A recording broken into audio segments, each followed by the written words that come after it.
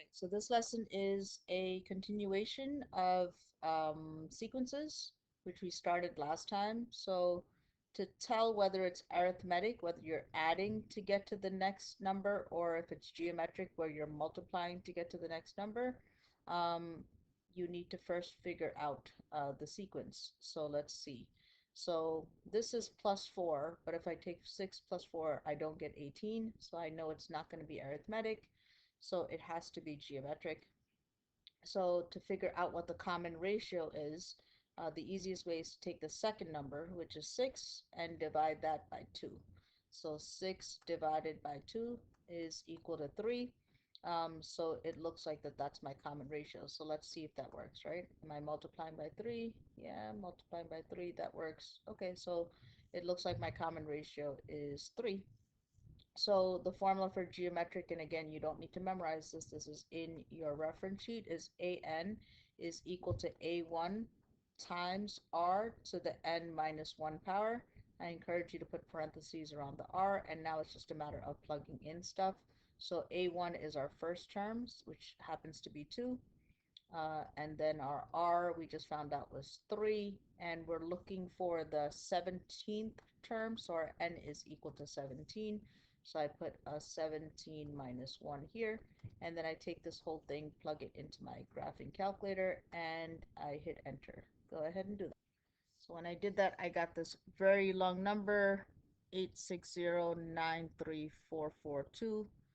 So I write that down, right? So it's 860934442. Let me just make sure that that's right. Does that match? Yep, good. So that is the first question. Do now. So we're going to go ahead and learn something new called a geometric series. So for example, what that means is if I take this series of numbers right here, the ones that I have 2, 6, 18, 54, and I want to find the sum of all these numbers up until like the 17th term, right? I could go ahead and use this formula. So instead of sitting there and multiplying each of these by 3, figuring out what the 17th term is, and then adding all those numbers up, I can simply just go ahead and use this formula.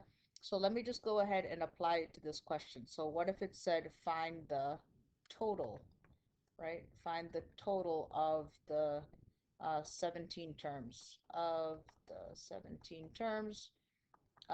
So here, just to kind of go over some definitions. So our n here is equal to 17.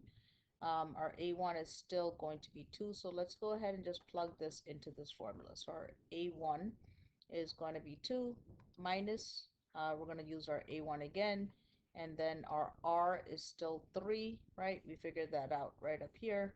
And this is to the n power, which again is 17. And then we're going to divide this by, on the bottom, we have 1 minus our r, which is 1 minus 3. Take all of this, plug this into the calculator, and that gives us the answer. Okay. So when I took that whole thing and I plugged it into the calculator, I got this number right here.